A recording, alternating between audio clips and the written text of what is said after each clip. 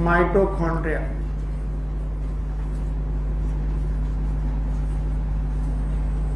Mitochondria, it was observed by Kolliker.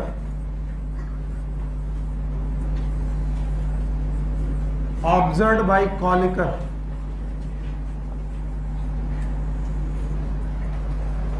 And their name mitochondria was given by Benda.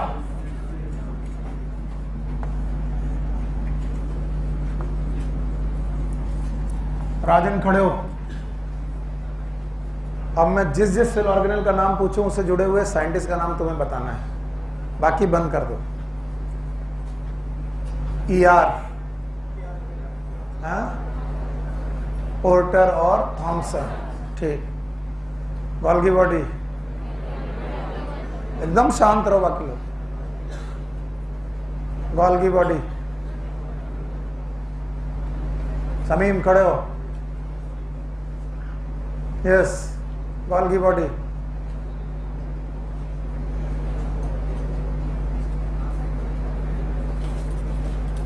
चलो जी, Golgi body. Camillo Golgi, year 1898।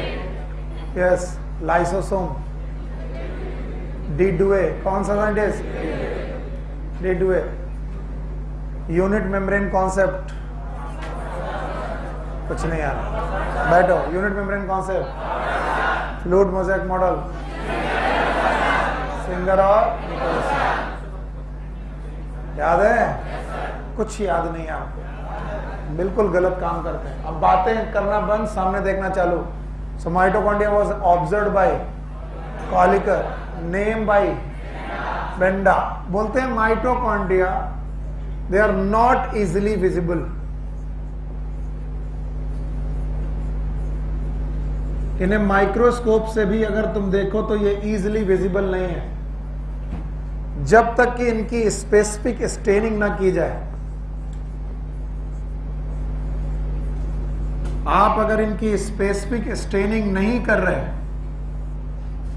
इनको colour करके नहीं देख रहे, तो ये माइक्रोस्कोप में भी नहीं दिखेंगे। बोलते हैं एक डाई होती है जेनस ग्रीन, एनसीईआरटी में नहीं लिखी है, लिख लीजिए, पूछी गई है। जेनस ग्रीन नाम की डाई है। इस डाई से हम लोग माइटोकॉन्ड्रिया को कलर करते हैं और फिर हम इसे देखते हैं, तब ये दिखाई पड़ता है। So it is not easily visible, जल्दी से दिखाई नहीं पड़ता, लेकिन जब दिखता है तो हम लोग इसको स्टेन करके देखते हैं, और स्टेन करके देखते हैं जेनस ग्रीन डाई से। बाकी सारे लोगों को मैं आज आखिरी वार्निंग दे रहा हूं, क्लास में अगर टाइम से नहीं पहुंचे तो पूरी क्लास भर में खड़ा रखूंगा। ये ठीक तरीका नहीं है। या तो आप क्वेश्चन आंसर से डरते हो, इस वजह से आप अपने कुछ दोस्तों को अंदर बैठालते हो और पूछ लेते हो कि जब सर क्वेश्चन पूछना बंद कर दें, पढ़ाना चालू कर दें, मुझे फोन कर देना, मैं आ जाऊंगा। अगर आप ऐसी हरकतें करोगे तो मैं आपको पूरी क्लास में खड़ा रखूंगा। आइंदा ये चलेगा नहीं। अगर मेरे साथ पढ़ना है तो मेरा गुड और बैड दोनों झेलना पड़ेगा। पढ़ना है तो पढ़ना है, और साथ में पूछना है तो फिर पूछूंगा तो बताना पड़ेगा। नहीं चलेगा? चलेगा? तो बाद में मत आया करिए। ये सब कलाकारियां हम अपने क्लास में कर चुके हैं, चलती नहीं है। चलो, कौन सी डाई? Janus green dye. बोलते हैं माइटोकॉन्ड्रिया जो हैं, इन्हें power house of the cell की संज्ञा दी गई है। ये पावर हाउस ऑफ सेल इसलिए कहे जाते हैं कि ये सेल के लिए एटीपी बनाते हैं, और एटीपी फॉर्मेशन करने की वजह से ही इनका नाम पावर हाउस ऑफ सेल है। इसलिए जितनी ज्यादा फिजियोलॉजिकल एक्टिव सेल होगी, जितनी ज्यादा फिजियोलॉजिकल एक्टिव सेल होगी, उतना ज्यादा नंबर ऑफ माइटोकॉन्ड्रिया होगा। माइटोकॉन्ड्रिया का नंबर उन कोशिकाओं में ज्यादा होगा जिनमें फिजियोलॉजिकल एक्टिविटी ज्यादा होगी। इसलिए इनका नंबर पर सेल घटता और बढ़ता रहता है। नंबर पर सेल, इट इज वेरिएबल, ये फिक्स नहीं है। एक्टिव कोशिकाओं में ज्यादा, इनएक्टिव कोशिकाओं में कम। कल मैंने आपको एक वैक्यूल पढ़ाया था, कॉन्ट्रेक्टाइल वैक्यूल, अगर आपको याद हो, याद है? और मैंने कहा था एक कॉन्ट्रेक्टाइल वैक्यूल अपनी मेम्ब्रेन का साइज कम, और तब मैंने बताया था कि कॉन्ट्रेक्टाइल वैक्यूल की मेम्ब्रेन का नाम होता है कंडेंसेशन मेम्ब्रेन। बोलो क्या नाम है? जैसे नॉर्मल मेम्ब्रेन की, नॉर्मल वैक्यूल की मेम्ब्रेन का नाम था टोनोप्लास्ट। क्या नाम था? नॉर्मल वैक्यूल की मेम्ब्रेन का नाम, कॉन्ट्रेक्टाइल वैक्यूल की मेम्ब्रेन का नाम कंडेंसेशन मेम्ब्रेन, क्योंकि ये मेम्ब्रेन कम, या बोलते हैं कंडेंसेशन मेम्ब्रेन के चारों तरफ बेटा माइटोकॉन्ड्रिया भरमार होती है। क्यों? क्योंकि माइटोकॉन्ड्रिया हर उस जगह पर होंगे जो कोशिका एक्टिव होगी। जितनी ज्यादा कोशिका एक्टिव होगी उतना ही ज्यादा माइटोकॉन्ड्रिया वहां पर प्रेजेंट होंगे। तो बताओ माइटोकॉन्ड्रिया का नंबर फिक्स है कि वेरिएबल है? लेस एक्टिव सेल में ज्यादा कि कम? मोर एक्टिव सेल में। याद रहेगा? नाउ द साइज, आप अपनी एनसीईआरटी देखेंगे, मुझे बहुत अच्छा लगेगा। बोलते हैं 0.2 से लेकर 1 माइक्रोन का इनका विड्थ है, W है विड्थ, जिसका एवरेज है 0.5 माइक्रोन। और लेंथ के बारे में बोलते हैं वो 1 माइक्रोन से लेकर, पता नहीं क्यों उन्होंने 4.1 लिखा है, तो मैं भी 4.1 ही लिखूंगा। 1 से लेकर 4.1 माइक्रोन तक इनकी लेंथ है। तो विड्थ इनकी है 0.2 माइक्रोन टू 1 माइक्रोन, एवरेज है 0.5 माइक्रोन। और जो इनकी लेंथ है वो है 1 माइक्रोन से लेकर 4.1 माइक्रोन तक। तो नंबर हो गया जो कि वेरिएबल है, ये हो गया साइज जो आपकी बुक में दिया गया है। और shape, shape is sausage shape. अब जो लोग नॉन वेज नहीं खाते वो सॉसेज नहीं जानते, और जो लोग नॉन वेज खाते हैं 5 स्टार होटल में गए वो जानते हैं सॉसेज क्या होता है। तो ये सॉसेज शेप है, कुछ इस तरीके की शेप का होता है, लाइक दैट। तो शेप इसका सॉसेज है। तो 3 चीजें पढ़ाई मैंने, नंबर, साइज, शेप। तीनों बताओ, नंबर कितना? फिक्स की वेरिएबल? कम एक्टिव तो? ज्यादा एक्टिव तो? अच्छा बताओ, इसके बाद साइज याद रहेगा कितना? 0.2 माइक्रोन से लेकर 1 माइक्रोन, एवरेज 0.5 माइक्रोन, और लेंथ 1 से 4.1 माइक्रोन। और इनका नंबर फिक्स की वेरिएबल है। गुड। अब मैं इसे हटा देता हूं, जितना मैंने लिखा वापस करो। साइंटिस्ट जिसने इनको ऑब्जर्व किया, जिसने इनका नाम दिया, बेंडा, इजिली विजिबल कि नॉट इजिली? और अगर इन्हें देखना ही है माइक्रोस्कोप में तो स्टेन करेंगे। कौन सी डाई? जेनस ग्रीन डाई से स्टेन करेंगे। अच्छा बताओ, इनके नंबर फिक्स की variable? Thank you very much, variable है। और आपको मालूम है इनका साइज याद रहेगा, और इनका शेप सॉसेज। बोलो क्या है? सॉसेज। अब मैं इनका स्ट्रक्चर पढ़ाने जा रहा हूं। स्ट्रक्चर माफ करिएगा, मैं उतना अच्छा स्ट्रक्चर नहीं बना पाऊंगा जितना आपकी बुक में बना है। बोलते हैं ये डबल मेम्ब्रेनस है, they are double membranous in structure. Double membranous. इनकी जो आउटर मेम्ब्रेन है इट इज स्मूथ,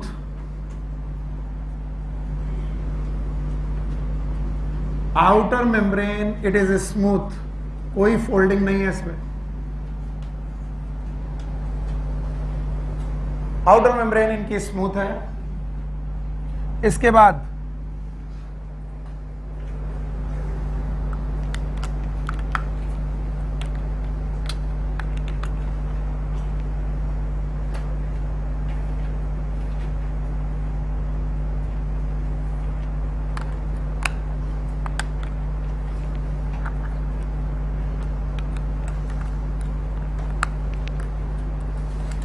ओके, तो इनकी जो आउटर मेम्ब्रेन है वो स्मूथ है। और बेटा एक चीज एकदम कॉन्सेप्चुअली सुन लो, जितनी नेचुरल मेम्ब्रेन होती है, मैं आज कम से कम 5वीं बार ये बोल रहा हूं और मेरे साथ अगर आप साथ साथ बोल गए तो मजा आ जाएगा। जितनी भी नेचुरल मेम्ब्रेन है वो रॉबर्टसन की यूनिट मेम्ब्रेन कॉन्सेप्ट को फॉलो करते हैं या फिर सिंगर निकोलसन की फ्लूइड मोज़ेक मॉडल को फॉलो करते हैं। इसका मतलब ये मेम्ब्रेन सेमी परमेबल होंगी। कैसी होंगी? और इनमें होगा प्रोटीन, क्या होगा? और फॉस्फोलिपिड और कोलेस्ट्रॉल और ग्लाइकोलिपिड और ग्लाइकोप्रोटीन। याद रखना, इनकी जो इनर मेम्ब्रेन है इट इज फोल्डेड। ये जो इनर मेम्ब्रेन है इट इज फोल्डेड।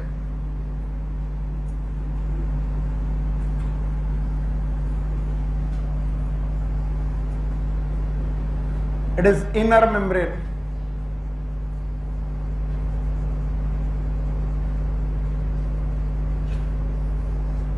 ये काफी फोल्डेड है। इनकी आउटर और इनर मेम्ब्रेन के बीच का जो स्पेस है it is known as inter membranous space.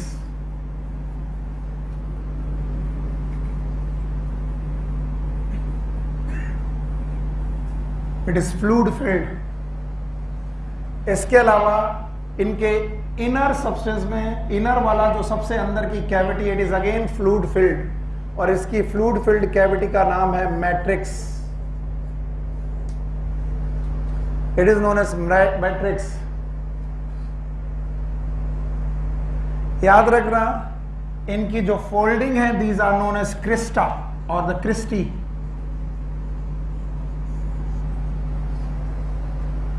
तो ये डबल मेम्ब्रेनस स्ट्रक्चर है जिनकी इनर मेम्ब्रेन फोल्डेड है, आउटर मेम्ब्रेन स्मूथ है। इनर और आउटर मेम्ब्रेन स्पेस के बीच में जो स्पेस है that is known as inter membranous space. इसके अलावा इनके सबसे अंदर एक कैविटी है जो कि फ्लूइड फिल्ड है। कैसी है? उस फ्लूइड फिल्ड कैविटी में जो फ्लूइड है उसका नाम, उस फ्लूइड का नाम क्या रखा गया है? Matrix. Thank you very much. ध्यान सुनना, ये जो मैट्रिक्स पोर्शन है, this matrix portion, this membrane portion and all of this they are involve in aerobic respiration. बोलो किसमें? एरोबिक रेस्पायरेशन, यानी माइटोकॉन्ड्रिया एरोबिक रेस्पायरेशन पार्ट में इन्वॉल्व हैं, जिनमें जो इनका मैट्रिक्स है यहां पर लिंक रिएक्शन नाम की रिएक्शन होती है जो मैं तुम्हें आगे रेस्पायरेशन में पढ़ाऊंगा। कौन सी रिएक्शन? और इसके अलावा एक साइकिल पाई जाती है जिसका नाम है क्रेब्स साइकिल। फिर से बोलो। तो रेस्पायरेशन की दो साइकिल है, कौन सी? लिंक रिएक्शन और दूसरी कहां पर पाई जाएंगी? मैट्रिक्स। फिर से बोलो। Thank you very much. Now इनकी जो इनर मेम्ब्रेन है, इन इनर मेम्ब्रेन में कुछ पार्टिकल पाए जाते हैं जो टेनिस रैकेट आकार के होते हैं। मैं बड़ा सा बना रहा हूं, इतने बड़े दिखेंगे नहीं लेकिन बना रहा हूं मैं। And these tennis racket size और shape of the particle these are known as oxysome. क्या बोलते हैं इन्हें? Oxysomes. Also known as F0 F1 particle. F0 F1 particle, also known as particle of Fernandez and Moron. Particle of Fernandez and Moron. तो F का मतलब Fernandez है। यहां पर दो पार्टिकल हैं, F0 और F1 पार्टिकल। इन F0 F1 पार्टिकल में पाई जाती है ETS। Full form what is ETS? Electron transport chain और सिस्टम, इलेक्ट्रॉन ट्रांसपोर्ट सिस्टम।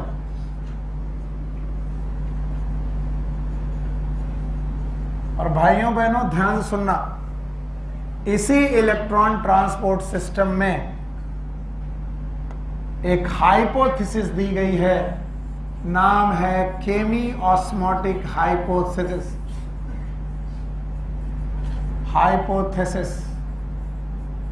और इसी केमी ऑस्मोटिक हाइपोथेसिस की मदद से इनकी इनर मेम्ब्रेन एटीपी पैदा करते हैं और इन एटीपी को हम लोग एनर्जी करेंसी का नाम देते हैं। यानी कोशिका की एनर्जी करेंसी है, एनर्जी मुद्रा है।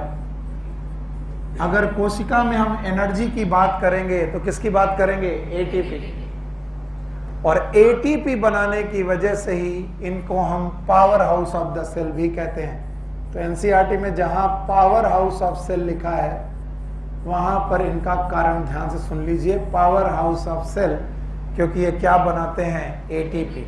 एटीपी। अब मुझे डर है कि आप ये स्ट्रक्चर पूरा मुझे समझा पाओगे, समझा लोगे? हाँ बताओ, कितनी मेम्ब्रेन है? एक। कौन? दूसरी? कौन सी स्मूथ? कौन फोल्डेड? फोल्डन का नाम क्रिस्टी है। इन क्रिस्टी में कुछ पार्टिकल हैं, क्या नाम है? ऑक्सीजोम। क्या नाम है? F0F1 particle. पूरा नाम? Particle of Fernandez and Moran. इन F0F1 पार्टिकल और इनर मेम्ब्रेन में मिलाकर पाया जाता है ETS। What is ETS? Electron transport system. फिर से बोलो। तो बताओ, ये तीनों रिएक्शन तुमने पढ़ी होंगी। ये कौन सी? लिंक रिएक्शन, दूसरा क्रेब्स साइकिल, तीसरा ETS। ये सब किससे रिलेटेड है? Aerobic respiration. तो बताओ, माइटोकॉन्ड्रिया एक्चुअली किस में इन्वॉल्व है? Aerobic respiration. और इस एरोबिक रेस्पिरेशन से क्या पैदा हो रहा है? एटीपी। और एटीपी क्या एक एनर्जी करेंसी है? और अगर एनर्जी करेंसी ये खुद पैदा कर रहे हैं तो बताइए इनको हम लोग क्या बोलेंगे? Power house of cell. और जितने लोग बिना देखे मुझे बता पाएंगे, हटा दें? नहीं हटा रहे। अच्छा बताओ, अब माइटोकॉन्ड्रिया दिख रहा है? अब दिख रहा है तो अच्छे बच्चे बताओ, माइटोकॉन्ड्रिया वाज ऑब्जर्व्ड बाय। बहुत नींद आ रही तुमको? 5-10 मिनट के लिए सोने के लिए अलाउ कर दिया जाए क्या? अलाउ कर दे? ये भी होना चाहिए। मान लो कभी कभी तुम थक जाओ और तुम्हारा मन कर रहा है कि सर अब अलाउ कर दीजिए, तुम्हारी मांगे बढ़ती जाएंगी। जब मैं तुम्हें कहूंगा सोने के लिए अलाउ कर दीजिए, सर चद्दर बंटवा दीजिए। फिर जब चद्दर बंटवा देंगे सब तकिया बंटवा दीजिए, और फिर तुम्हारी मांगे घटने वाली, घटेंगी कि बढ़ेंगी? सर एसी चलवा दीजिए। बेवकूफों, ऐसा क्या है साइटोलॉजी में जो इतनी नींदें आ रही? क्या लोरी सुना रहा हूं मैं? अब साइटोलॉजी ऐसी है तो है, जो है उसको देखना पड़ेगा, समझना पड़ेगा। बताओ कितनी मेम्ब्रेन? आउटर। कौन स्मूथ? फोल्डेड। फोल्डिंग का नाम क्रिस्टी है। दोनों बीच के स्पेस का नाम? और अंदर घुस जाए कैविटी मिलेगी? फ्लूइड होगा? नाम बताओ। इनमें बहुत सारी साइकिल चल रही हैं। लिंक रिएक्शन कहां पर? क्रेब्स साइकिल मैट्रिक्स में। ETS भी है कहां पर? Inner membrane. इनर मेम्ब्रेन में पार्टिकल है, नाम बताओ। ऑक्सीसोम। टेनिस रैकेट के आकार के हैं? इन्हें F0F1 particle of Fernandez and Moran, particle of Moran बोलते हैं। इनमें ETS है। ETS में एक हाइपोथेसिस लगेगी, नाम बताओ। कीमो। कीमो की केमी, कीमो मत बोलना, बोलो क्या? केमी ऑस्मोटिक हाइपोथेसिस। इससे क्या पैदा होगा? एटीपी एनर्जी करेंसी होती है। अमेरिका की करेंसी, इंडिया की, हाँ क्या पक्का? सॉरी। और कोशिका की एटीपी। कोशिका में तुम डॉलर लेके चलोगे तो कोशिका कहेगी ना, डॉलर को किस में कन्वर्ट करो? एटीपी। अमेरिका में रुपया ले जाओगे तो रुपया किस में कन्वर्ट होगा? डॉलर। इंडिया में डॉलर लेके आओगे किस में कन्वर्ट होगा? रुपया। तो ये सब दोनों चीजें लेकर के तुम कोशिका के अंदर घुसे कि आज तो मैकडी खान में जाकर के खाना खाना है। और देश कौन है? कोशिका। किसके देश में घुसे? सेल के देश में। और सेल के देश में जैसे ही तुम घुसे, तुमने कहा भैया 2 रुपए की चाट देने वाले, थप्पड़ मार देंगे। 2 रुपए की चाट नहीं, यहाँ 4 ATP की चाट मिलती है। So ATP is energy currency. तो एनर्जी की बात अगर सेल में करनी है तो किसके रूप में करनी है? एटीपी। और एटीपी बनाने वाला बंदा धनी होगा, और जिसके पास धन है वो पावर हाउस है। तो बेटा power house of cell is, और ये पावर हाउस बना कैसे? रेस्पायरेशन। बोलो कौन सा? एरोबिक की एनारोबिक? एनारोबिक की एरोबिक? एनारोबिक। अब एक छोटी सी हाइपोथेसिस है, not given in your NCERT, please right it down in somewhere in your NCERT only. NCERT में ही बोलेंगे, this hypothesis is known as endosymbiosis. Endosymbiosis hypothesis. Endosymbiosis hypothesis बहुत जाननी जरूरी है आपको, बहुत ज्यादा जरूरी है जाननी।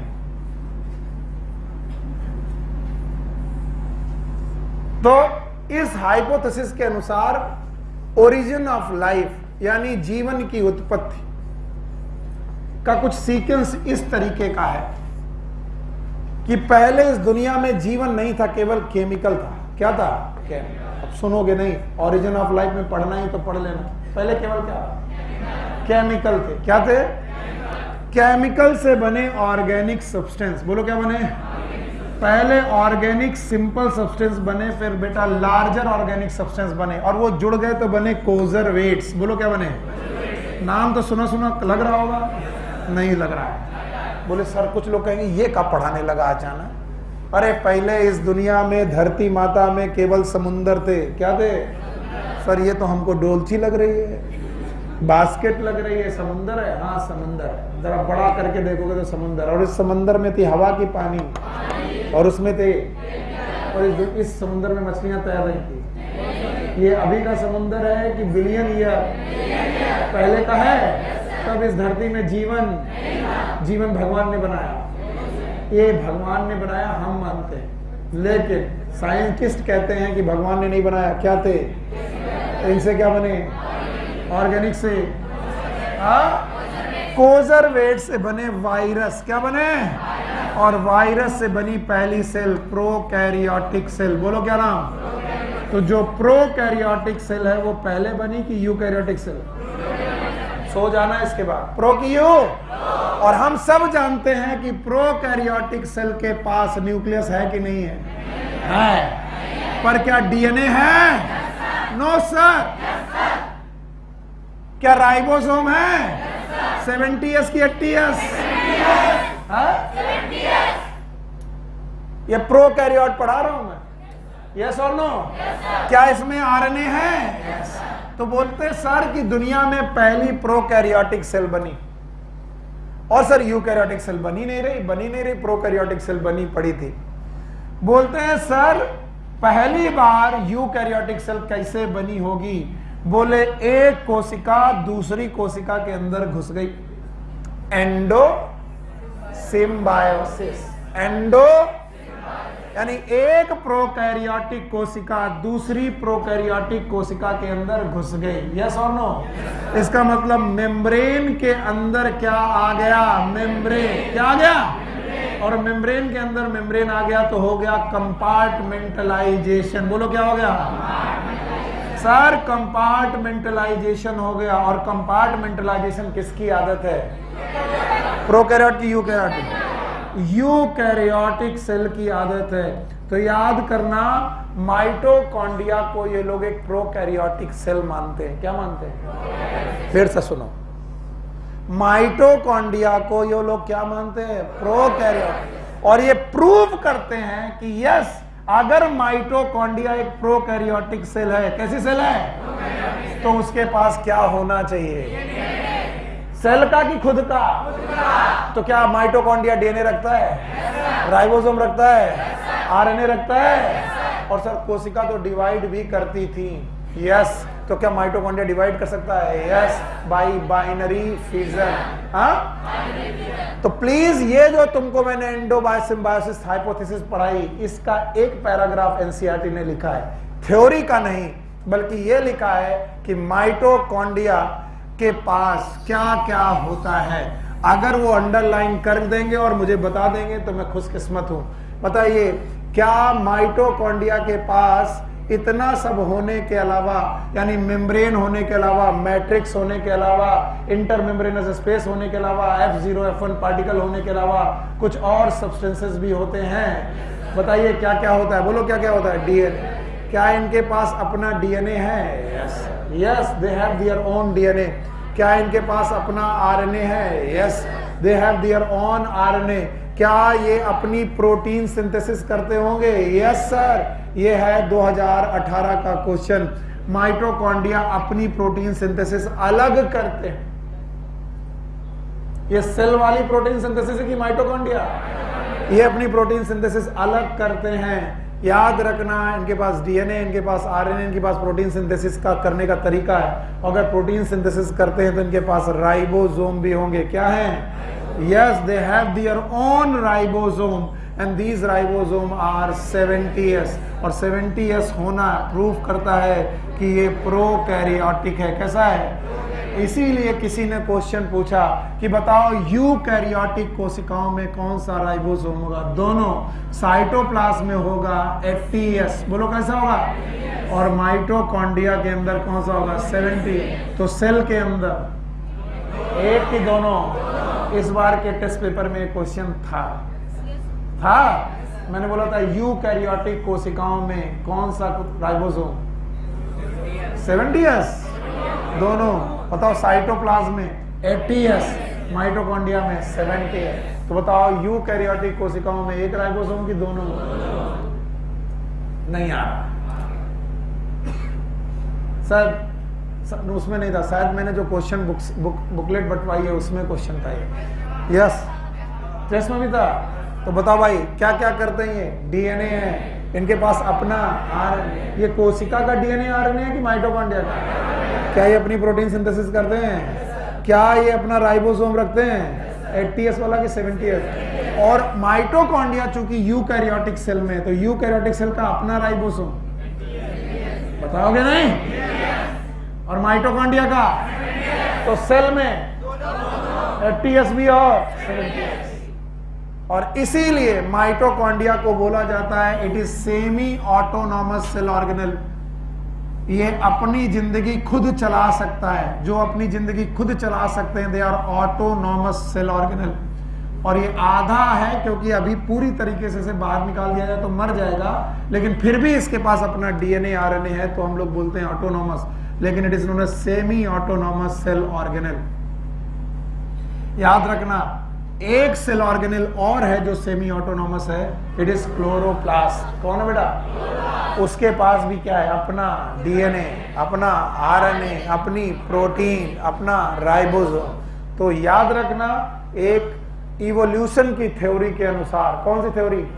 Indo symbiosis. अरे यार, दो लोग साथ में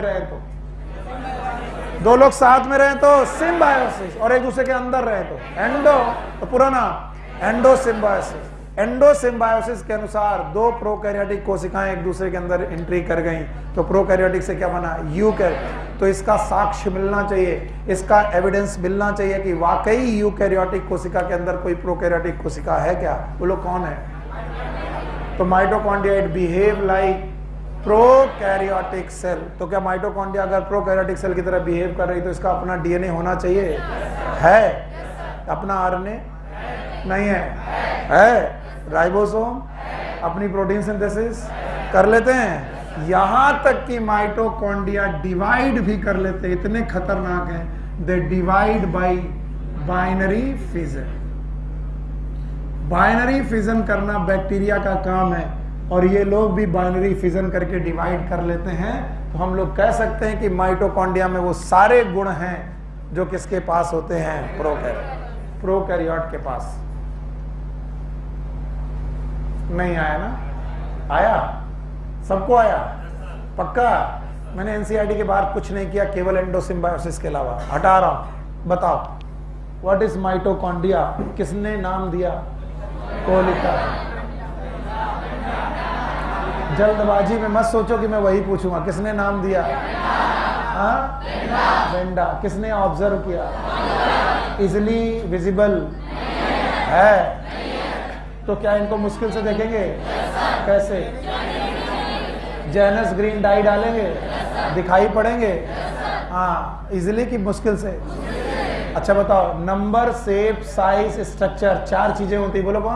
नंबर, शेप, साइज, स्ट्रक्चर। पढ़ाओगे? बताओ, नंबर फिक्स है कि वेरिएबल? एक्टिव है तो, कम है तो, क्योंकि ये एटीपी बनाएंगे, क्या कहलाएंगे? Power house of cell. Number खत्म, शेप दिखाई पड़ रहा? सॉसेज, बोलो सॉसेज है। साइज दिखाई पड़ रहा? लंबाई चौड़ाई याद है? चौड़ाई 0.221 माइक्रोन, एवरेज 0.5 माइक्रोन। देखो तुमको एक चीज बता दूं, साइटोलॉजी की खास बात है, ये इतनी स्मूथली तुम्हें आती जाएगी, पर ये जब पूछा जाएगा तो आप इसके लगभग 10 में से 7 क्वेश्चन या 6 क्वेश्चन गलत करेंगे, क्योंकि इनमें डाटा बहुत है। एक का डाटा आप दूसरे में लगा बैठोगे, इसलिए साइज बहुत ध्यान से पढ़ना। साइज विड्थ कितना? 0.221। और बताओ से, बताओ लेंथ 124.1। पक्का?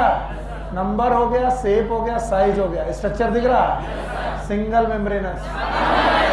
तुम चले जाओगे थोड़ी देर बाद, नींद आ रही तुम्हें तगड़ी वाली, जागते रहना, अंगड़ाई मंगड़ाई ले लो।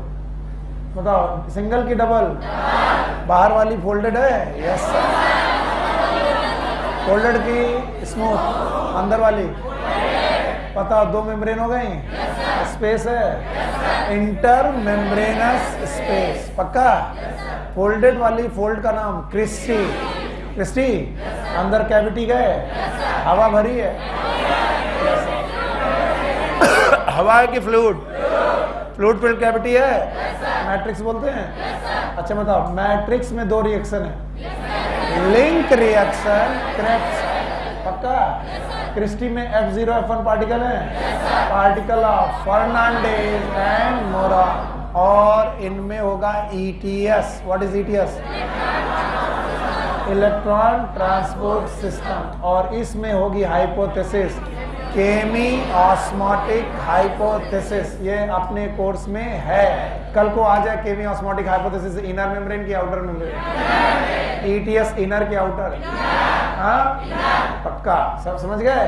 तो एरोबिक रेस्पिरेशन की 3 मुख्य cycles, link, crack, ETS, mitochondria के अंदर।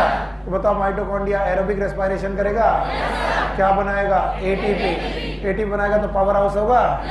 ये बात पढ़ाने के बाद सुनील सर ने पढ़ाया कि सर जी हमारे पास एक हाइपोथेसिस है, बोलो क्या? एंडो, क्या है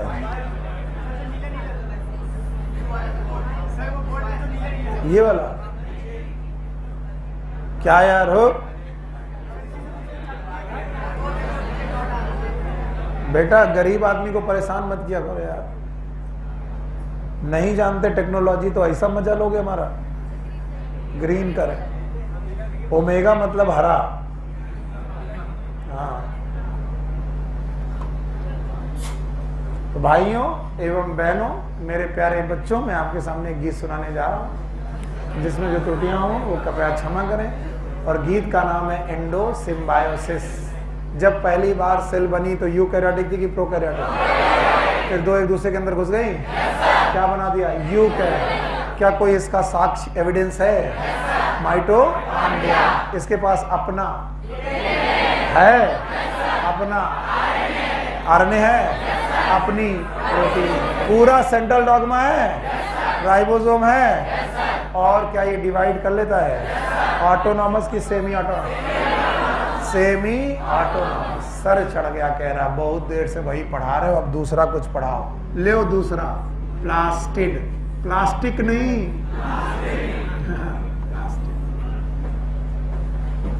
हाँ कुछ कहना है? अब जिंदगी में है तो पढ़ना ही पड़ेगा। अच्छा, अगर ना पढ़ाएंगे कह दो पढ़ लो तो कहेंगे बड़े पागल आदमी थे, पढ़ाया नहीं। और पढ़ा रहे तो ऐसा अंगड़ाई ले लेकर, जमाई ले लेकर के हमको परेशान करते हैं कि ऐसा लगता है पता नहीं कौन सा अत्याचार कर रहा हूं मैं। Plastid are double membranous structure.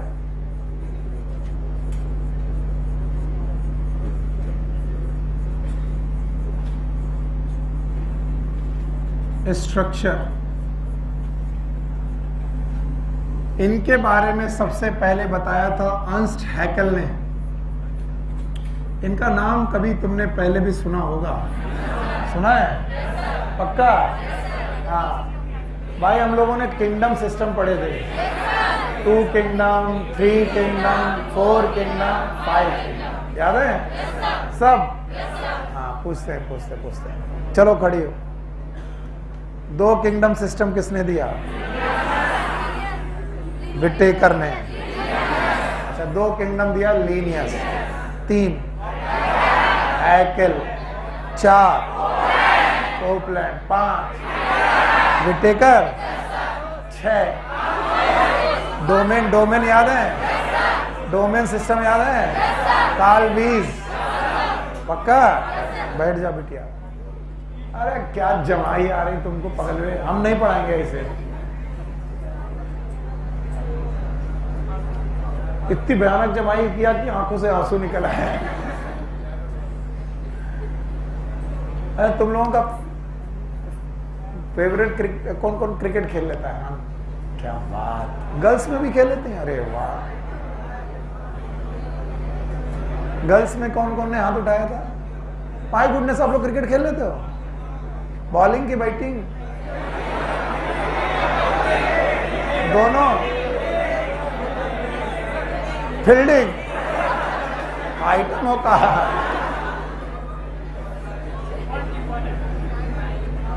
अच्छा, कोई लड़का खो खो खेल लेता है?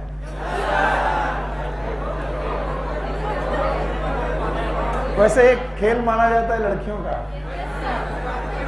खो। और कबड्डी?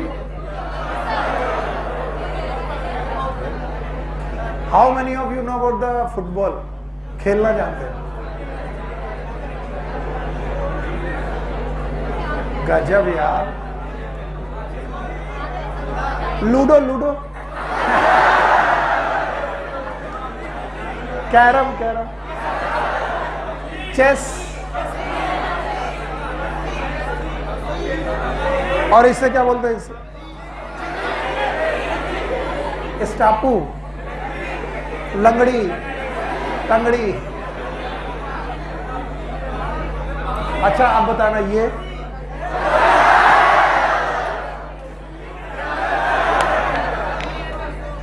देखो बदतमीजों, अपनी बदतमीजी देखो। एक टीचर पढ़ा रहा है तब तुम सब सो रहे थे, और बदतमीजी किया तो वो भी जाग गया।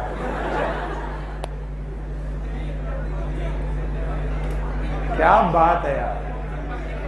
स्टडी कराना और करना, it is a never easy job. ये अच्छा काम नहीं है, कोई और काम करना चाहिए हम लोग को। बहुत हार्ड।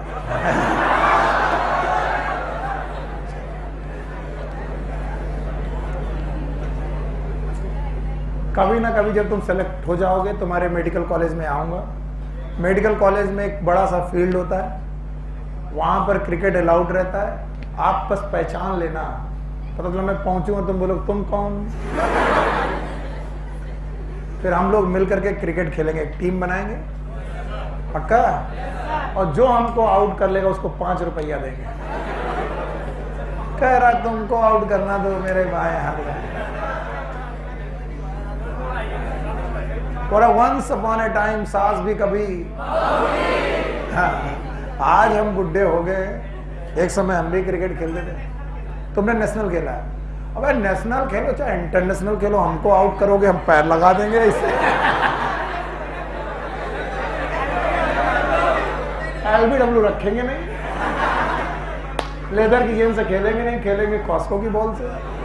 और जैसे गेंद जा रही होगी ऐसे कर देंगे। लगे रहो तुम कितना नेशनल खेलो, आउट कर दोगे। अबे आइटम गली मोहल्ले में LBW नहीं होता, आइटम होगा। LBW होता है। 1 टिप, अब जो पढ़ने वाले बच्चे हो रहे होंगे 10, 20, 25, वो इतना इरिटेट हो रहे होंगे कि ये आइटम आदमी अपना पढ़ा क्यों नहीं रहा।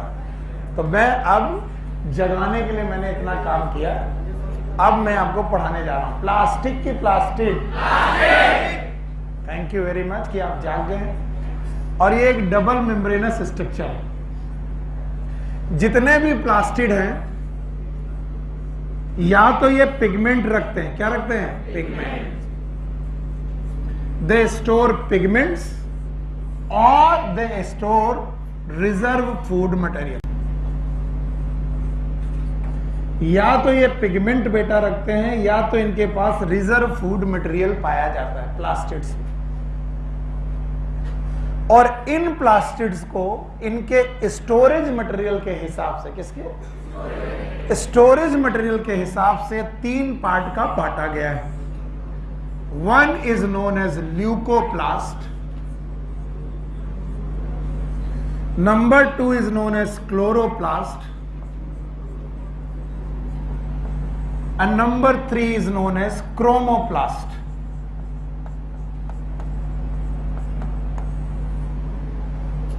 याद रखना, जब जब जिंदगी में तुम्हारे, अब तो खैर एमबीबीएस करोगे तो ये शब्द कभी पीछा नहीं छोड़ेंगे, जब जब तुम्हारी जिंदगी में ल्यूको शब्द आ जाए, ल्यूको इसका मतलब होता है व्हाइट,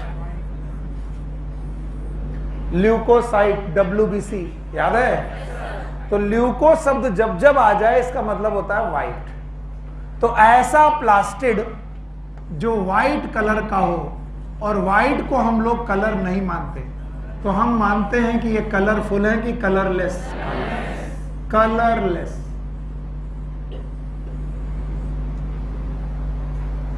और आपकी जिंदगी में जब जब क्लोरो शब्द आ जाए, क्लोरो इसका मतलब होता है ग्रीन, ग्रीन।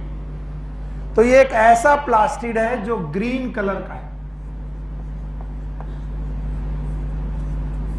क्योंकि इसमें क्लोरोफिल नाम के पिगमेंट पाए जाते हैं। क्लोरोफिल और बीटा कैरोटीन नाम के पिगमेंट पाए जाते हैं।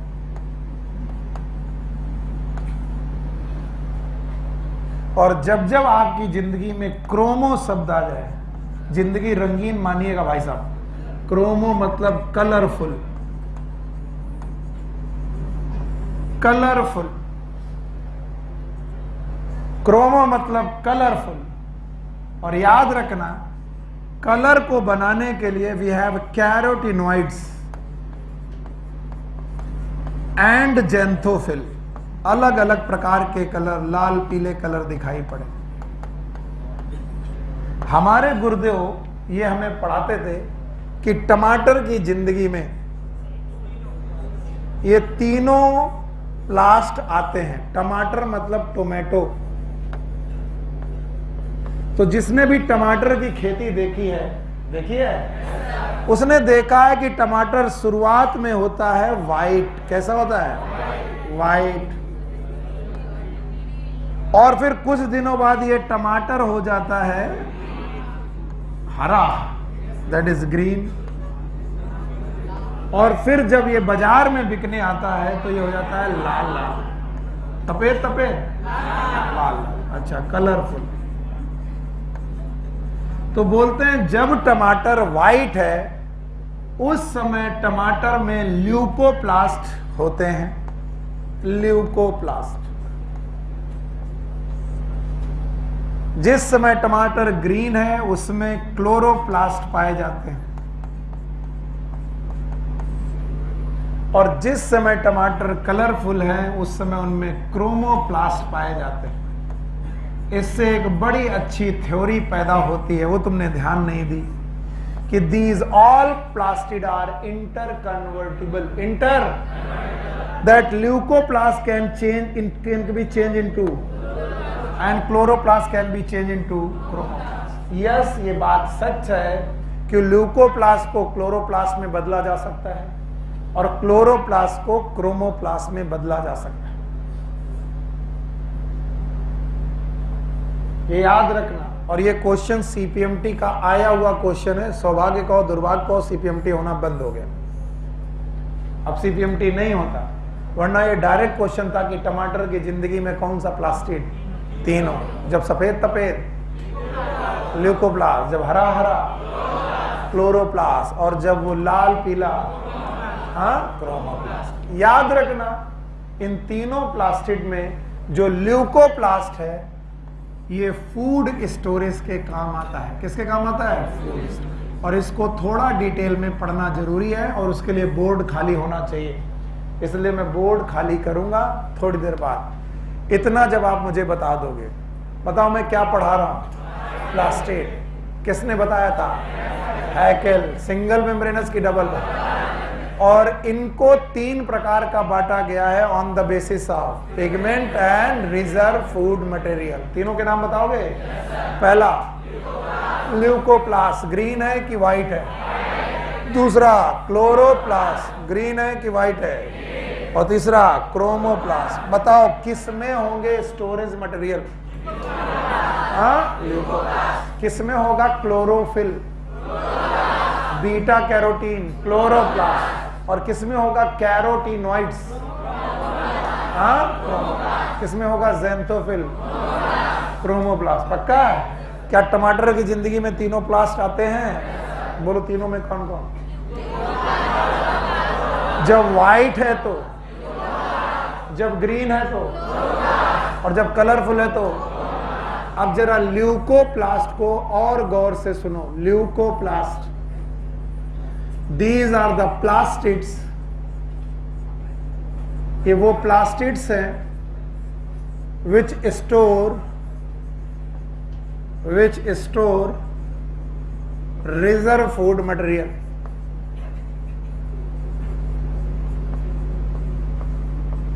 ये वो प्लास्टिड हैं जिनमें रिजर्व फूड मटेरियल पाया जाता है, ल्यूकोप्लास्ट। और अपने रिजर्व फूड मटेरियल की बेसिस पर the leucoplast are of 3 type. Leucoplast अपने रिजर्व फूड मटेरियल की बेसिस पर 3 प्रकार के होते हैं। यस, एक का नाम है एमाइलोप्लास्ट, एक का नाम है इलायोप्लास्ट, और एक का नाम है एल्यूरोप्लास्ट। चित्रांश खड़े हो। हमने कभी ना कभी आपको ये लेयर पढ़ाई है, एल्यूरोन लेयर। बस मुझे इतना पढ़ा दो कि कहां पढ़ाई है। मोनोकॉट का सीड मैंने पढ़ाया था। मोनोकॉट के सीड में एंडोस्पर्म की लाइन होती है, याद है? नाम बताओ। एलिरोन लेयर किसकी बनी थी? प्रोटीन की। बच गए बेटा, दूसरों ने मदद की है। Aleurone layer is protein layer. तो भाइयों बहनों, एल्यूरो शब्द जब मिल जाए इट इज प्रोटीन। तो ल्यूकोप्लास्ट का, बैठ जाओ, ल्यूकोप्लास्ट का वो प्लास्ट जो प्रोटीन का स्टोरेज करता है। प्रोटीन स्टोरेज करने वाले ल्यूकोप्लास्ट का नाम है एल्यूरोप्लास्ट। एल्यूरोप्लास्ट। इलायो, ऑयल को और फैट को बेटा स्टोर करने वाले प्लास्ट का नाम है इलायोप्लास्ट। और एमाइलो का मतलब ही होता है स्टार्च। एमाइलो का मतलब हमेशा होता है स्टार्च। तो स्टार्च को स्टोर करने वाले प्लास्ट का नाम है एमाइलोप्लास्ट। तो ल्यूकोप्लास्ट अपने आप में 3 प्रकार के, एमाइलोप्लास्ट, इलायोप्लास्ट, एल्यूरोप्लास्ट। तो मैं अगर बोलूं कि टमाटर जब सफेद है और उसमें स्टार्च भरा हुआ है, क्या भरा हुआ है? स्टार्च। तो बताओ उसमें कौन प्लास्ट होगा? ल्यूकोप्लास्ट होगा, लेकिन कौन सा? नहीं आया। मैंने बोला आलू व्हाइट कलर का है और उसमें एक प्लास्ट है, स्टार्च स्टोर करता है। समझ गए? तो याद रखना, ल्यूकोप्लास्ट कलरलेस हैं, लेकिन ये भी 3 प्रकार के, amyloplast, starch, elaioplast, oil and fat. अच्छा बताओ, एल्यूरोप्लास्ट प्रोटीन स्टोर करेगा। तो सब लोगों के अपने स्टोरेज वही हैं कि अलग अलग? फिर से बताओ, प्लास्टिड कितने प्रकार के? एक कौन? ल्यूकोप्लास्ट, ल्यूकोप्लास्ट, क्लोरोप्लास्ट एंड मैंने क्या पढ़ाया? ल्यूकोप्लास्ट हो गया। अब आया क्लोरोप्लास्ट, जिसका डिटेल हमारे कोर्स में। Chloroplast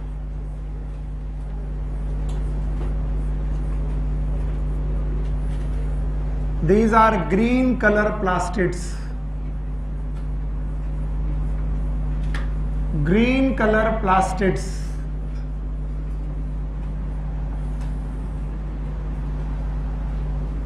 which have chlorophyll and beta carotene, जिनमें क्लोरोफिल और बीटा कैरोटीन नाम के पिगमेंट्स हैं। Chlorophyll and beta carotene pigments.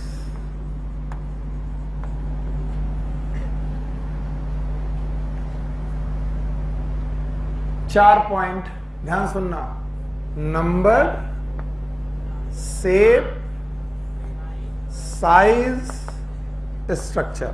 Mitochondria में यही 4 पॉइंट पढ़े थे, किसी ने ध्यान ही नहीं दिए। बोलो कौन कौन? Number, shape, size, structure.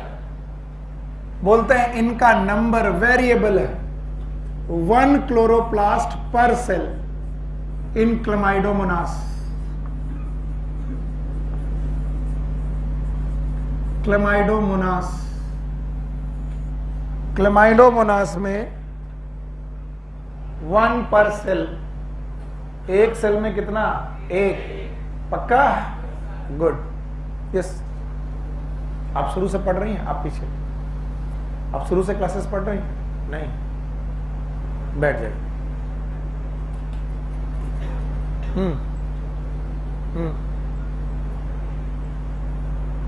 There are 3 group of chlorophyll, sorry, there are 3 group of algae. नाम बताओ। Chlorophyceae, Phaeophyceae, Rhodophyceae. नाम बताओ। Chlorophyceae, Phaeophyceae. क्लोरोफाइसी के क्लोरोप्लास्ट में कुछ तो विशेषता है बाकी लोगों में। वो क्या? एकदम साफ। अच्छा, क्लोरोफिल अलग अलग पाए जाते हैं। डंडा उठाओ। मेघा जी, एक तो मुझे सबके नाम पूछने हैं, मैं बड़ा मुश्किल में आ जाता हूं। मैं उसको करता रहूंगा, कोई नहीं उठेगा नहीं। जानवी, अपने पीछे वाले लड़के को के पीछे वाले लड़के को खड़ा करो। चित्रांश, अपने पीछे वाले लड़के को। हाँ, ये नाम बताओ। हाँ, रोहितपाल जी, शुरुआत से पढ़ रहे हो? एल्गी पढ़ा था? हाँ जी। कैप? हाँ जी। एल्गी पढ़ा था? नहीं पता? बता सकते हो? बताओ। मैंने क्लोरोफिल की बात ही नहीं की। मैंने बोला था क्लोरोप्लास्ट। चैप्टर तो मेरा बेकार हो गया, टॉपिक तो मेरा बेकार हो गया, किसी ने क्वेश्चन समझा नहीं। बताओ, एल्गी के कितने ग्रुप? एक कौन? Chlorophyceae, Phaeophyceae, Rhodophyceae. Green algae, brown algae, yes. You खड़े हो? हाँ हाँ, वेरी गुड। बाकी लोग बैठ जाओ, मुझे मिल गया अपना मालिक बंदा। आ जाओ। क्लोरोफाइसी के क्लोरोप्लास्ट में कुछ तो अंतर है। वो तो नहीं, क्लोरोफिल में नहीं, शेप में।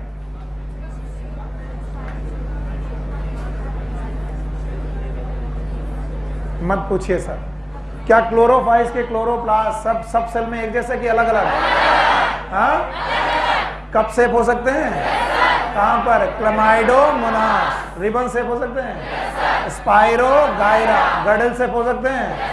बोलो कहां? यूलोथ्रिक्स।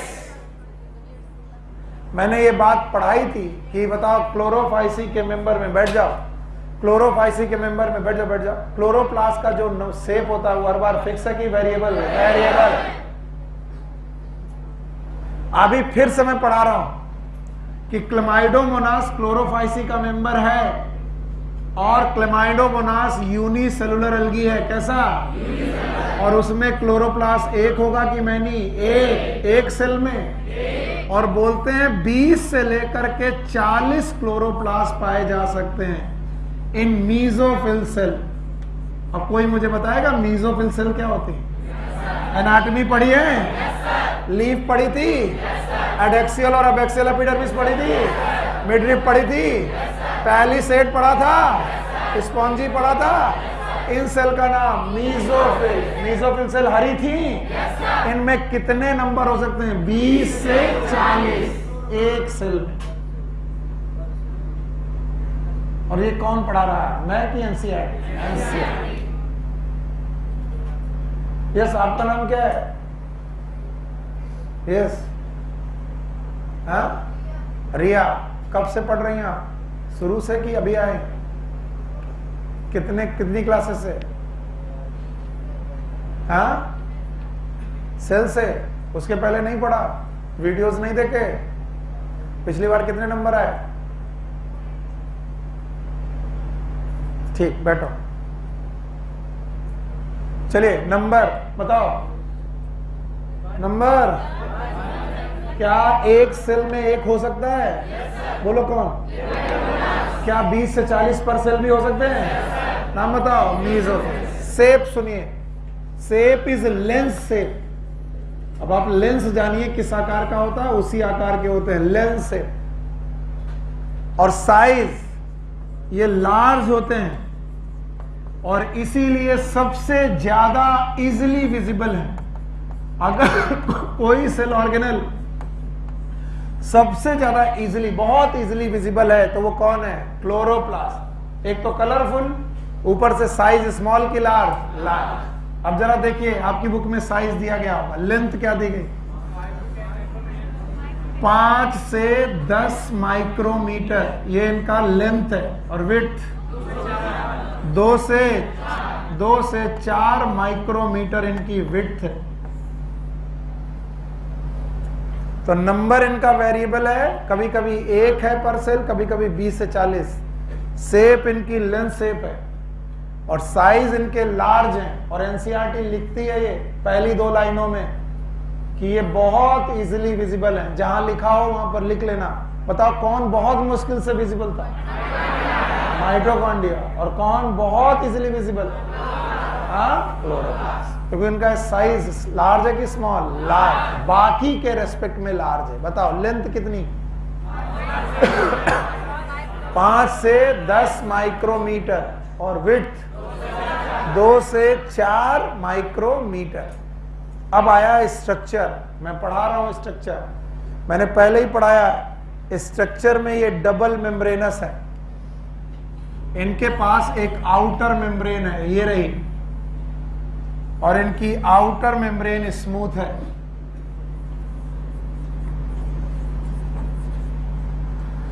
इसके अलावा इनके पास इनर मेम्ब्रेन भी है and that is again smooth.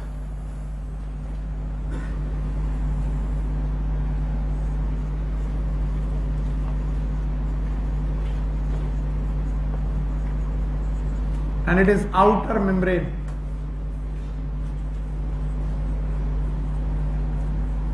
इनकी इनर और आउटर मेम्ब्रेन के बीच में स्पेस है, it is known as peri membranous space. इसी स्पेस को माइटोकॉन्ड्रिया क्या कहता था? पेरी के इंटर और यहां पेरी मेम्ब्रेनस स्पेस।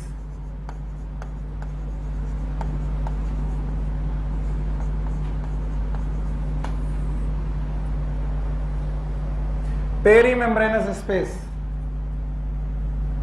इसके बाद इनके पास एक फ्लूइड फिल्ड कैविटी है, it is known as stroma.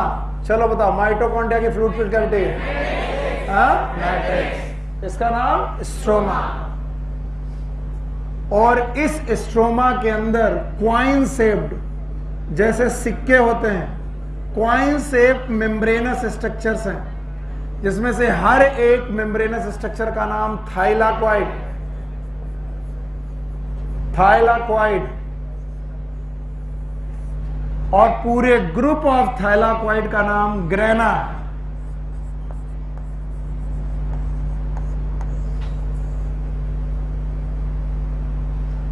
So coin shape structure जो इनके पास है, हर एक क्वाइन शेप स्ट्रक्चर का नाम थैलाकॉइड और पूरे ग्रुप का नाम ग्रेना। हर एक क्वाइन शेप स्ट्रक्चर का नाम थैलाकॉइड और पूरे ग्रुप का नाम grana.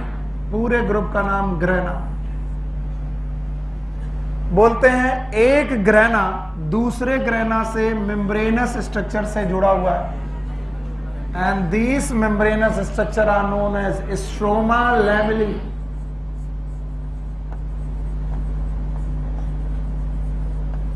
Stroma lamellae also known as frets.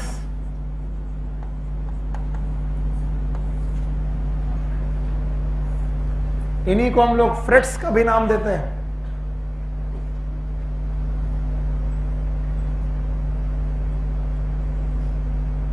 Okay, अब मैं बड़ा करके बना रहा हूं। किसी एक थैलाकॉइड को जब भी आप देखेंगे, एक थैलाकॉइड को जब भी आप देखेंगे, उसकी अपनी खुद की कैविटी होगी, that is known as lumen. बोलो, lumen is the cavity of chloroplast और थैलाकॉइड। और इस ल्यूमेन को सराउंड करने वाली मेम्ब्रेन का नाम है थाइलाकॉइड मेम्ब्रेन।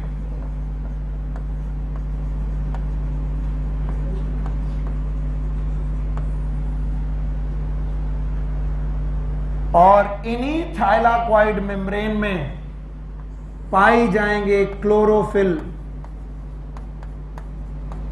और इन्हीं थाइलाकॉइड मेम्ब्रेन में पाए जाएंगे बीटा कैरोटीन पिगमेंट्स।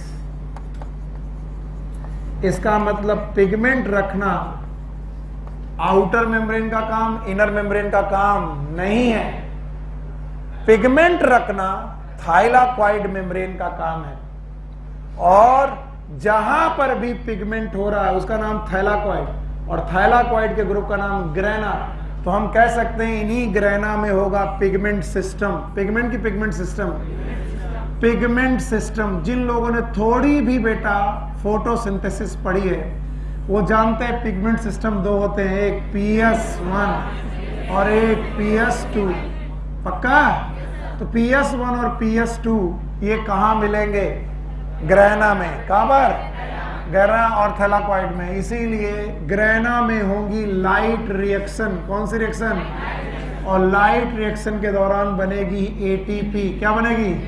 दूसरा सेल ऑर्गेनल जो एटीपी बना रहा है, बोलो कौन? क्लोरोप्लास्ट। बोलो, इसके पहले कौन था? हाँ, माइटोकॉन्ड्रिया। लेकिन माइटोकॉन्ड्रिया जब एटीपी बना रहा था तो बना रहा था रेस्पायरेशन से। किससे? और ये भैया जब एटीपी बना रहे हैं तो बना रहे हैं सनलाइट से। किससे?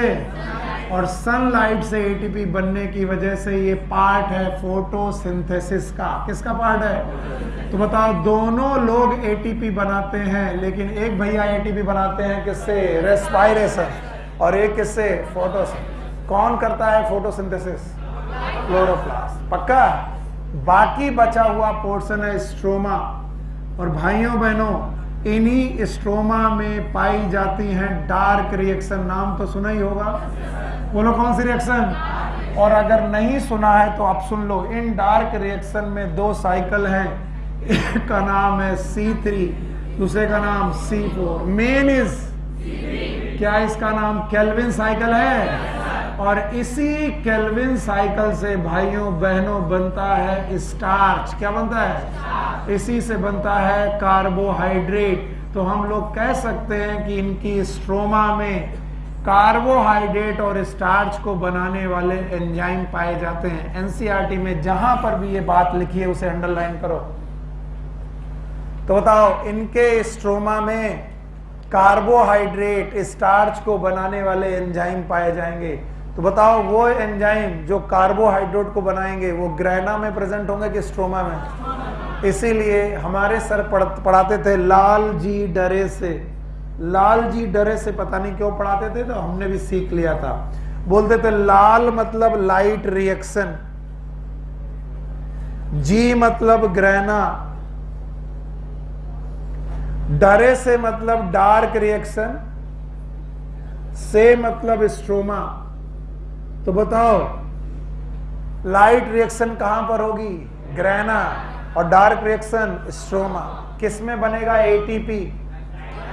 पता नहीं। Light reaction. और किसमें बनेगा? स्टार्च। जवाब नहीं आ रहे, इसका मतलब तुम लोग सुन रहे हो और समझ नहीं रहे हो। बताओ फोटोसिंथेसिस की कितनी रिएक्शन? एक कौन सी? दूसरी लाइट रिएक्शन और डार्क रिएक्शन। फोटोसिंथेसिस की दो रिएक्शन है, एक लाइट और एक सनलाइट की प्रेजेंस में। क्या एटीपी बनाएंगी? कहां पर होंगी? ग्रेना में। हाँ? और डार्क रिएक्शन कहां होंगी? Stroma. C3 cycle is a light की डार्क? लाइट। C4 तो बताओ C3 और C4 साइकिल जो होंगी वो कहां होंगी? स्ट्रोमा में। और ये क्या बनाएंगी? Carbohydrate, starch. तो बताओ कार्बोहाइड्रेट बनाने वाले एंजाइम कहां मिलेंगे? ग्रेना की स्ट्रोमा। और पिगमेंट कहां मिलेंगे? ग्रेना। नहीं आया? थक गए?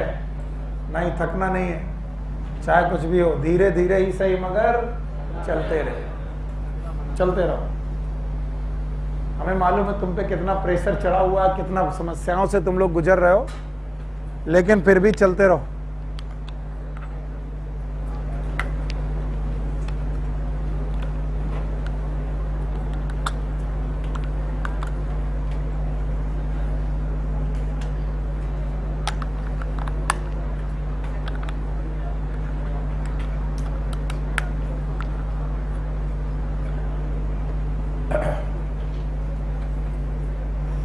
चलो बताओ कितनी मेम्ब्रेन?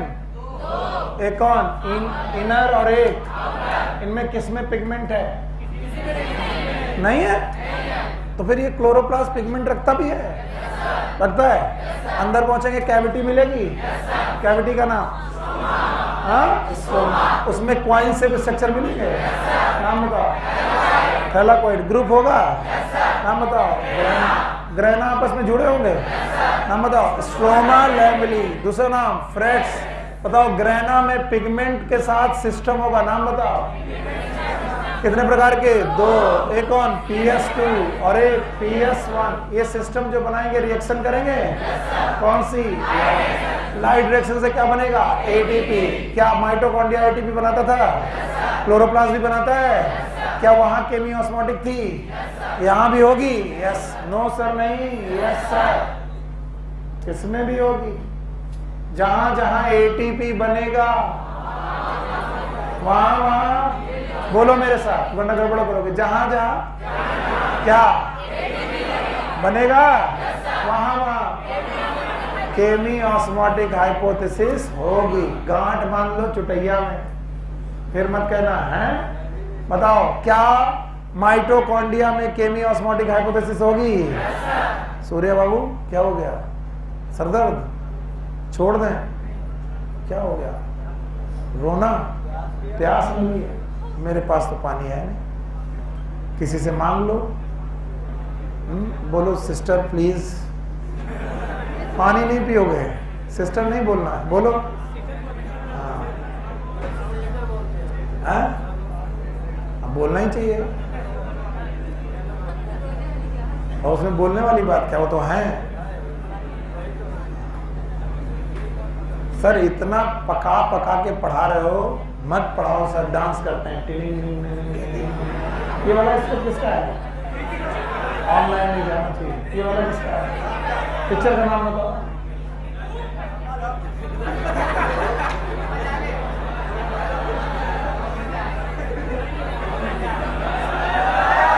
कौन सा पिक्चर? कौन सा? बदतमीजी कर दो, अब इधर पढ़ो। हाँ पढ़ाओ। क्लोरोप्लास्ट दिख रहा है? Yes sir. दिख रहा? आउटर इनर फोल्डेड है? Yes sir. कैविटी का नाम मैट्रिक्स है? फिर क्या है? स्ट्रोमा। उसमें क्वाइन से स्ट्रक्चर है? नाम थैलाकॉइड। थैलाकॉइड की अपनी कैविटी है? नाम है स्ट्रोमा। क्या नाम है? ल्यूमेन। मेम्ब्रेन है? नाम है थैलाकॉइड मेम्ब्रेन। सब पकड़ लिया उसने। बोला अब हमसे तो ना हो पाएगा। एक तो सीधा पढ़ाता, पूछता उल्टा है ना? बताओ ल्यूमेन है, फिर इसके बाद मेम्ब्रेन है, थैलाकॉइड, पिगमेंट है, क्लोरोफिल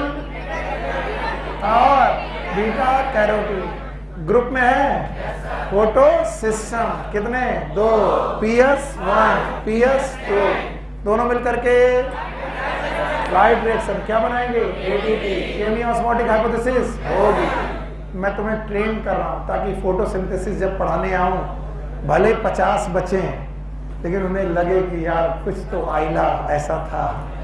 अच्छा बताओ, स्ट्रोमा जाओगे? डार्क रिएक्शन होगी पक्का? और डार्क रिएक्शन में C3 और होंगे, कार्बोहाइड्रेट बनेगा, स्टार्च बनेगा। तो कार्बोहाइड्रेट स्टार्च को बनाने वाले एंजाइम कहां पर होंगे? बहुत आसान है। तो क्लोरोप्लास्ट आपके कोर्स में यही था। आगे आते हैं राइबोसोम्स। पहली बार नहीं पढ़ रहे हो, दोबारा पढ़ रहे हो। पहले जो राइबोसोम पढ़े थे वो कहां पढ़े थे? प्रोकैरियोट। अब की बार तो भाई ब्रैकेट में लिख लो यूकैरियोट। इतना ज्यादा थके हुए लग रहा हो कि बेटा हम समझ गए हैं कि तुम्हारा पढ़ने का मन नहीं कर रहा, पर मैं तो पढ़ा के मानूंगा। गेट खोल लो, किसी को जाना भी हो सकता है तो चला जाएगा, कोई बात नहीं। खोल दो, हाँ बिल्कुल खोल दो। बेचारा परेशान है, कुछ लोग सर पकड़े बैठे हैं कि अब तो बहुत हो गया, हम ना पढ़ेंगे। हाँ, जो मैंने पहले पढ़ाया था वापस करो। कुछ याद है? Ribosome are made up of, हे भगवान, मैं समझ गया मैं कितना अच्छा पढ़ा रहा हूं। Made up of ribo nucleoprotein. मैं क्या करूं? एनसीईआरटी ने 2 बार पढ़ाया तो मुझे 2 बार पढ़ाना पड़ रहा। They are made up of ribo nucleoprotein. इसका मतलब है ये बने हैं आरएनए के और बने हैं प्रोटीन के। अब की बार इन्होंने वैज्ञानिक का नाम लिख दिया है, दिखा है? बताओ कौन? George palette. जॉर्ज पैलेट किस सन में? 1953। 1953 के पहले कोई जानता नहीं था कि राइबोसोम है कि नहीं। बताइए 1953 के पहले नहीं मालूम था कि राइबोसोम है कि नहीं। बताओ कितनी चीजों से बने हैं? 2। एक कौन? आरएनए। दूसरा भैया देख लो यार थोड़ी देर, इधर नीली टी शर्ट पहने हो तुम, इधर देखो, वुलन ना देखो, इधर 10 मिनट और छोड़ देंगे फिर। हाँ बताओ क्या क्या बना है? बोलते हैं राइबो न्यूक्लियोप्रोटीन आरएनए और प्रोटीन के बने हैं और इनका अपना एक स्वेडबर्ग यूनिट होता है। भूल गए होगे? अब दोबारा तो पढ़ाऊंगा नहीं मैं बोल दूंगा स्वेडबर्ग यूनिट। किससे डिनोट करते हैं?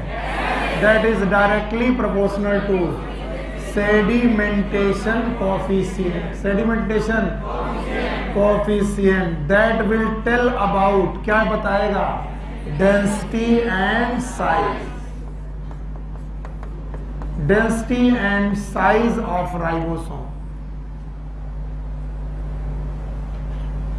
that will tell about the density and size of ribosome।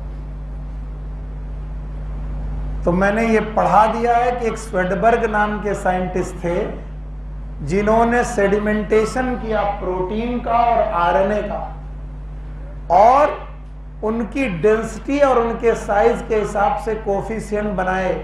इनका नाम सेडिमेंटेशन कोफिशिएंट। उनको अपने नाम की यूनिट में कन्वर्ट किया स्वेडबर्ग, और अब वो उस स्वेडबर्ग यूनिट की बेसिस पर डेंसिटी और साइज बताने की कोशिश करते हैं, किनकी? आरएनए की और प्रोटीन। अब सुनो, दोनों को एक साथ लपेट रहे हैं। राइबोसोम बेसिकली 2 प्रकार के होते हैं।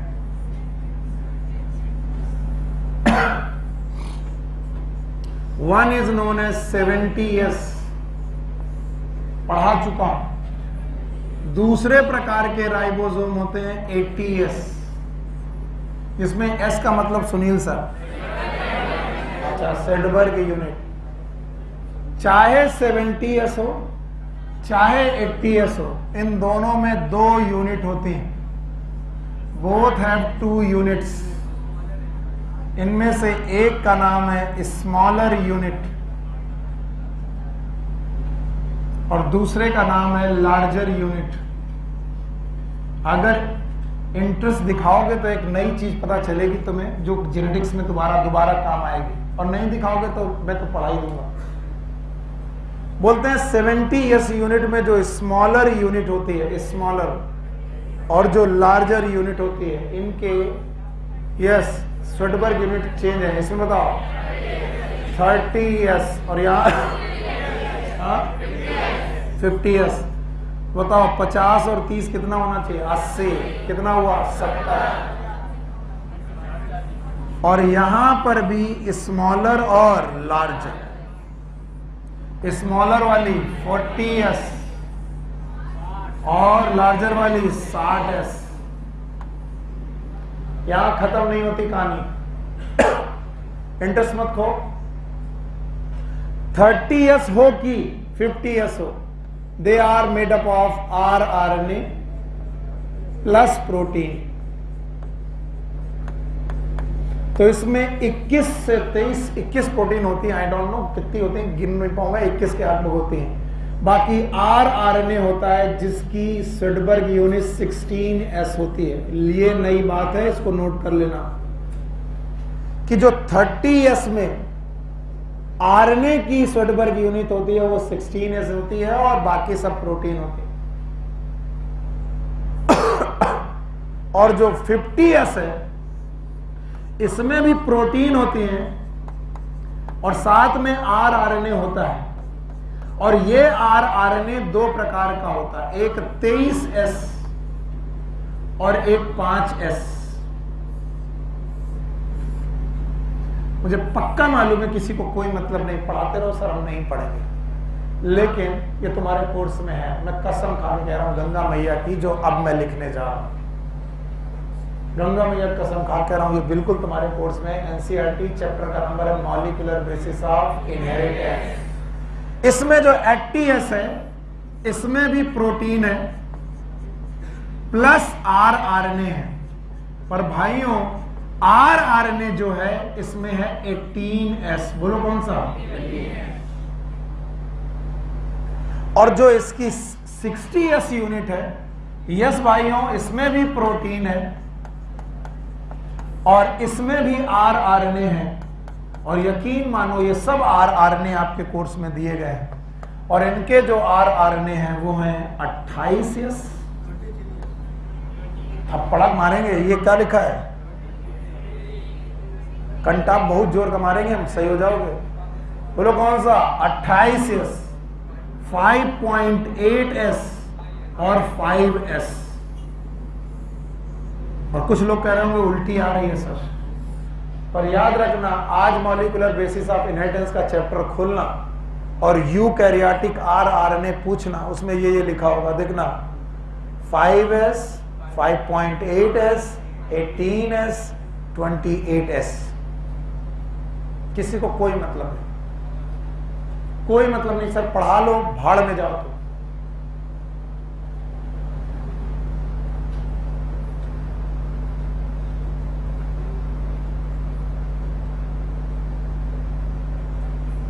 ये सब दिया है एनसीईआरटी में, पर चैप्टर बदल गया है। चैप्टर का नाम मॉलिक्यूलर बेसिस ऑफ इनहेरिटेंस। क्योंकि तुम इतना नहीं संभाल पा रहे तो तुम्हें आगे क्या पढ़ा दूंगा। वो बोलते हैं कि डीएनए से आरएनए बनना, डीएनए से, फिर से बोलो, डीएनए से, ये कहलाता है ट्रांसक्रिप्शन। बोलो,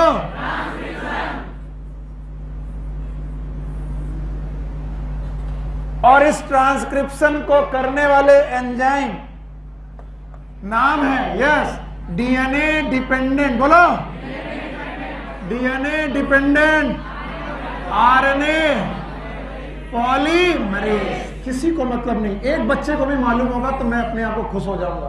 कौन सा एंजाइम? फिर से बोलो। और अब डीएनए से आरएनए होते हैं 3 प्रकार के, आरआरएनए, एमआरएनए और मैं दोबारा पढ़ाऊंगा वहां पर, जिसको ना मतलब हो ना मतलब हो, ये सब तुम्हारे कोर्स में है। तो बताओ, RNA, mRNA, tRNA, याद रखना, RMT, बोलो क्या? अब इसको बनाने वाले एंजाइम का नाम DNA डिपेंडेंट RNA पॉलीमरेज, बोलो। और जिसे हम पॉल बोलते हैं, पॉल का मतलब पॉलीमरेज, बोलो क्या? पूरा नाम RNA polymerase, Paul 1, Paul 2, Paul 3। और जब मैं ये पढ़ाऊंगा तो मुंह खुला रहेगा वहां पर। पॉल 1 बनाता है RNA, पॉल 2 बनाता है mRNA, पॉल 3 बनाता है tRNA। और जिन RNA को बनाते हैं पॉलीमरेज फर्स्ट, वो कौन है? 18S, 28S, 5.8S, 5S। ना मानो तो एनसीईआरटी को खोल करके देख लेना, ये लिखा हुआ है, लिखा है कौन कौन से RNA? 28S, 5.8S, 5S, 18S। तो ये जितने भी S हैं, ये प्रोकैरियोटिक है कि यूकैरियोटिक? यूकैरियोटिक। आप याद रखना, यही काम द सेम प्रोकैरियोट में होता है। एंजाइम होता है DNA डिपेंडेंट, बोलो, DNA dependent RNA polymerase, DNA dependent polymerase. और ये भी बनाता है RNA, mRNA और बहुत कम लोग हैं जो इंटरेस्ट ले रहे हैं। और इन तीनों प्रकार के RNA को बनाने के लिए 3 एंजाइम की 1 एंजाइम, तीनों प्रकार के RNA को बनाने के लिए 3 एंजाइम की 1 यूकैरियोट की प्रोकैरियोट। और इसी साल 2020 में क्वेश्चन आया कि DNA डिपेंडेंट RNA पॉलीमरेज जब DNA को खोलता है तो बताओ हेलिकेज खोलता है कि सेम एंजाइम? Same enzyme. भूल ही गए। ट्रांसक्रिप्शन के दौरान DNA की हेलिक्स को खोलने वाला एंजाइम लोगों ने लगाया हेलिकेज, लगाया? हेलिकेज नहीं होता, कौन? DNA dependent RNA polymerase. 3 की 1। बताओ, प्रोकैरियोट में 1 और यूकैरियोट में 3। Polymerase first, polymerase second, polymerase third. और यहां एंजाइम कितना है? 1। वही बना रहा है RNA, वही बना रहा है mRNA, वही बना रहा है tRNA। और अब देखो, यहां 30S यूनिट में कौन है? यहां 40S यूनिट में कौन है? 18। छोटी यूनिट में 16, छोटी यूनिट में 18। कितने का डिफरेंस?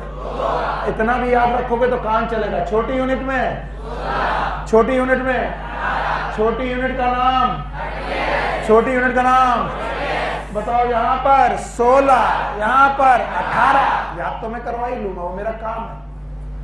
यहां बड़ी वाले में 23, बोलो। यहां बड़ी वाली में 28, यहां बड़ी वाली में 5, यहां पर भी बड़ी वाली में 5। तो जब ये 5 और 5 बराबर और 23 की जगह 28, तो एक और चाहिए, बोलो कौन? 5.8। बताओ 5.8S केवल किसमें?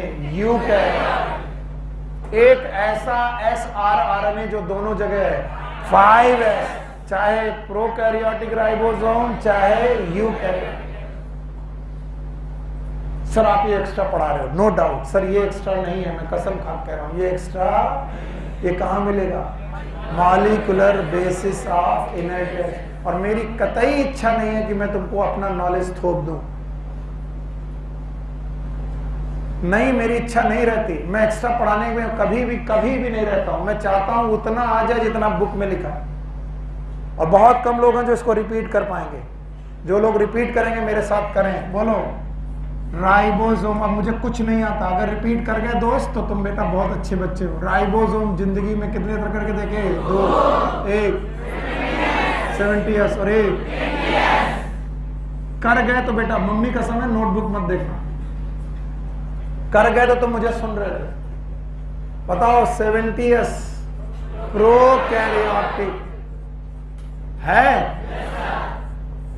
80S eukaryotic. अब एक लड़ाई बच्चे लड़ जाते, कहते इसको आता नहीं है, बेकार पढ़ा रहा। कई बच्चे बैठे होते कुछ बोलते नहीं, वो कहते हैं यूकैरियोटिक सेल में तो 70s भी पाया जाता है। यस यस, यूकैरियोटिक सेल में 70s भी है और 80s।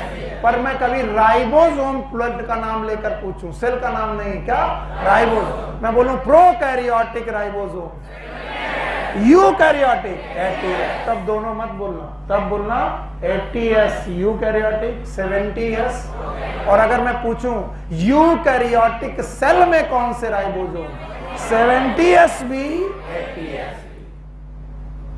ओके, तो बताओ राइबोसोम कितने प्रकार के, एक कौन, दैट इज, एक कौन सी, दैट इज।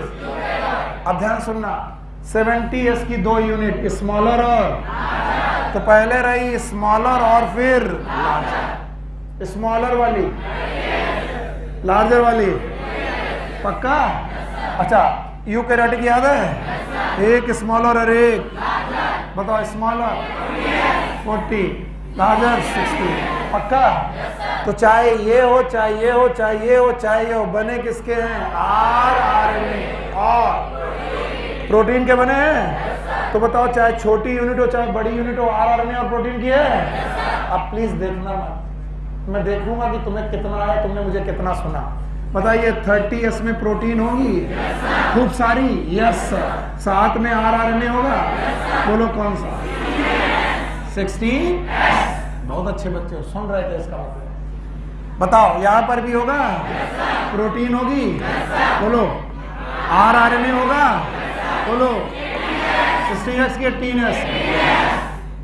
ये है अच्छे बच्चे, ना चाहते हुए पढ़ गए, नहीं मन था फिर भी पढ़ गए। 50s याद है, प्रोटीन है, इसके बाद RNA, 1 2 की 3, 2 है, बोलो 23S और 5S, पक्का। ऐसे पढ़ोगे तो मैं तुम्हें अच्छी अच्छी बातें बताऊंगा। अच्छा बताओ, यहां पर भी प्रोटीन है, बहुत बढ़िया, शाबाश। और यहां पर भी RNA है, 2 की 3, शाबाश, बोलो 28S, 5.8S और 5S, पक्का। अब दोनों को कंपेयर करो, दोनों की छोटी यूनिट में 16, दोनों की बड़ी 23, 28, 5.8, पक्का। और अब सुनो, जब कभी भी ट्रांसलेशन होगा, क्या होगा, राइबोसोम से बनेगी प्रोटीन, क्या बनेगी, तो प्रोटीन जब बन रही होगी तो एक एंजाइम आएगा राइबोजाइम, जिसका तुमने रट्टा लगा लगा के पढ़ा है। Ribozyme is an enzyme, it is not made up of protein. All enzymes are protein except ribozyme is rRNA, बोलो क्या। और आज तुमको बता के चल रहा हूं मैं, ribozyme is an enzyme present in eukaryote, sorry present in prokaryote, और इसकी यूनिट है 23S, तो 23S rRNA। ये जब राइबोसोम में होगा तो इसी को बोलेंगे राइबोजाइम। और मैं अगर एक सेंटेंस बोलूं तो बताना गलत है कि सही है। All enzymes are protein in eukaryote without any exception. सही है, सही है। क्यों? क्योंकि राइबोजाइम नाम का एंजाइम जो कि प्रोटीन नहीं है, वो यूकैरियोट में नहीं है, प्रोकैरियोट है। यस सर, लेकिन आप फिर भी गलत हो। क्यों? क्योंकि यूकैरियोट की माइटोकॉन्ड्रिया में क्या है, यस, एकदम गलत हो। क्योंकि माइटोकॉन्ड्रिया की प्रोटीन भी प्रोटीन सिंथेसिस करेगी और उस समय पर क्या आएगा, ribozyme, ribozyme, and ribozyme is 23S rRNA। नहीं आया? आया। लेकिन इन जनरल हम बोल सकते हैं कि तब भी उस एंजाइम को हम लोग प्रोकैरियोटिक एंजाइम मानेंगे। क्यों? क्योंकि माइटोकॉन्ड्रिया को हम लोग नॉर्मल सेल मानते हैं कि प्रोकैरियोट। इसीलिए इन eukaryote generally all enzymes are protein without any exception, but all enzymes are protein with one exception, that is known as ribozyme, and this ribozyme is present in eukaryote की prokaryote। आया नहीं आया? आया। ना चाहते हुए तुमने पढ़ा है। बताओ, इतना भयानक राइबोसोम तो सर पहले नहीं पढ़ाया था आपने। यस, क्यों नहीं पढ़ाया था? क्योंकि पहले एनसीईआरटी में कौन सा राइबोसोम था? प्रोकैरियोट। अब की बार यूकैरियोट। 1953 जॉर्ज पहले 2 यूनिट है, 30 और 50, 40 और 60, 40-60 मिलाकर 80, 30-50 मिलाकर प्रोकैरियोटिक 70, यूकैरियोटिक। साइटोस्केलेटन और पढ़ोगे? नहीं, जाओ जाओ, टेक केयर।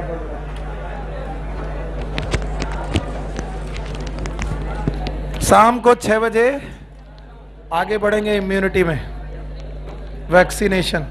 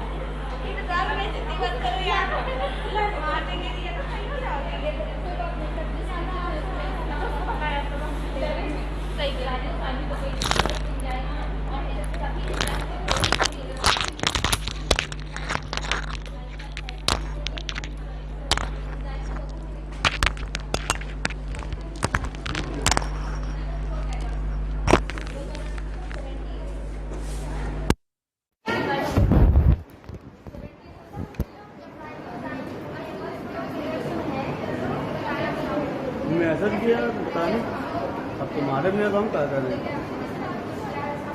मैसेज गए सब फिजिक्स क्लास का मैसेज नहीं गया तुम लोग के पास क्या? नहीं हेलो हाँ अरे भैया जब मैसेज आ गया हमें क्या करेंगे करा के, जब मैसेज चला गया बच्चों के पास तो कैसे करा दें? मेरे नहीं ज़्यादा नहीं है यार, 10-15 बच्चे हैं। हाँ बता रहे